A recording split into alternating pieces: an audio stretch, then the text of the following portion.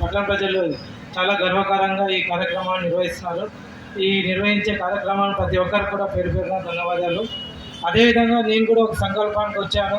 మీరు కూడా అదే సంకల్పాన్ని మీరందరూ పాటిస్తారనే నమ్మకంతో ఈ విషయాన్ని సమాచారాన్ని మీకు అందజేస్తున్నాను.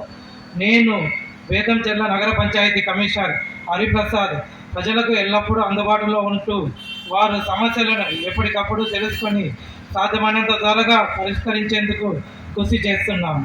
మన పట్టణ పరిశుభ్రంగా, ఆరోగ్యంగా, సుందరంగా ఉండాలి.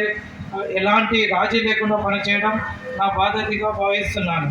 ప్రజాసేవే నా ప్రథమ కర్తవ్యం, ప్రజల సంతోషమే నా నిజమైన సంతృప్తి అనే నినాదాన్ని ఈ 20 సంవత్సరంగా నేను ఏర్పరచుకుంటున్నాను నా సంకల్పాన్ని.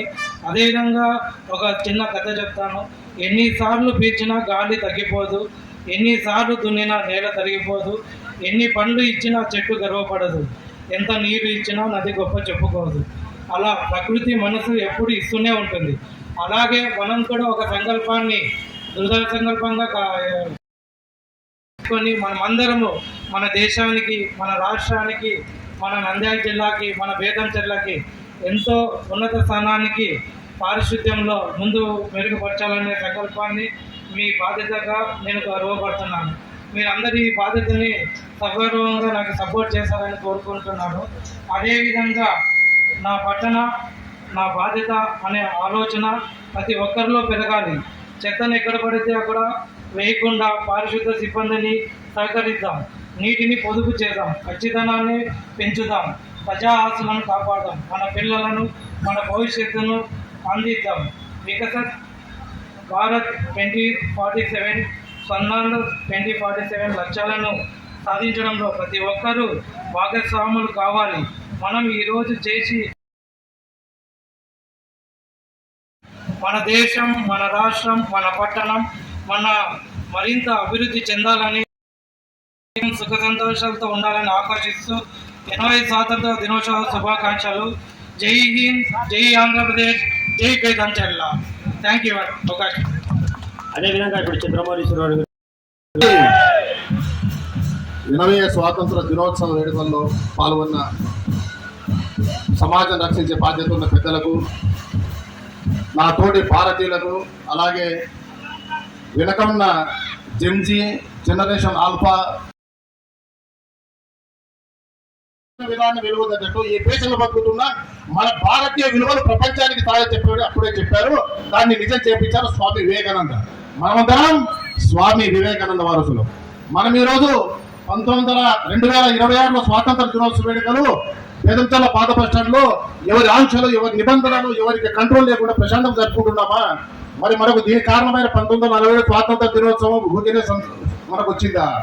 కొన్ని లక్షల మంది తమ ప్రాణాలను భరతమాత ఒడిలో కలిపి ఉరితాళ్లను చిరునవ్వు పక్కుతూ మనకు స్వాతంత్రాన్ని అందించారు. మరి ఆ స్వాతంత్రాన్ని అందించిన, కష్టాన్ని అందించిన ఈ ఫలితాలను మనం నిలబెట్టుకోవాలా లేదా? నిలబెట్టుకునే బాధ్యత ఎవరిది? కాబట్టి రాబోయే కాలంలో కూడా స్వాతంత్ర వేడుకలు మరింత జరుపుకుందాం. ఈ దేశంలో పుట్టడమే ఒక గర్వకారణం. భారతీయులుగా భరత కర్తవ్యం నిర్వహించుకుంటూ స్వాతంత్రాన్ని నిలబెట్టుకునే ప్రయత్నం మరింత చేయాలంటూ అందరికీ ఆ భరతమాత సంకల్పం కలిగించాలని కోరుకుంటూ అబ్రహం గారు ఎన్నివట్టు మాట్లాడాల్సి బహుశా ఇదే పెద్ద అనుకుంటున్నాను. అన్ని స్కూళ్ళు తర్వాత అధికారులు కూడా చాలా ఉత్సాహంగా పాల్గొంటున్నారు. రాను రాను కాలంలో స్వతంత్ర పోరాటం అంటే తెలియనటువంటి పరిస్థితి. అంటే పోరాటం అర్థం పోయి అలాంటి పరిస్థితి వ్యక్తిలో వచ్చేసి స్వాతంత్ర పోరాట భావాలను పెంపొందించడానికి ప్రయత్నిస్తున్నాయి. కాదు, కొన్ని వందల సంవత్సరాల పోరాటం జరిగింది. దాదాపు 17వ శతాబ్దం వరకు ముస్లిం పోయాము. 10వ శతాబ్దం 200 వలస కుక్కలు తెచ్చిన ఇష్టపడింది. అలాంటి దాన్ని మన మహాత్మా గాంధీ, సర్దార్ భగత్ సింగ్, తర్వాత చంద్రశేఖర్ ఆజాద్, తర్వాత అల్లూరి సీతారామరాజు, మన సమరసింహారెడ్డి, నరసింహారెడ్డి, చాలా మంది మన ప్రాంతంలో చాలా మంది అటువంటి వ్యక్తులు వచ్చేసి స్వతంత్ర పోరాటంలో తమకున్న ఆస్తులను, ప్రాణాలను, మానాలను సైతం కూడా ఝాన్సీ లక్ష్మీబాయి గారిని చెప్పవచ్చు. మన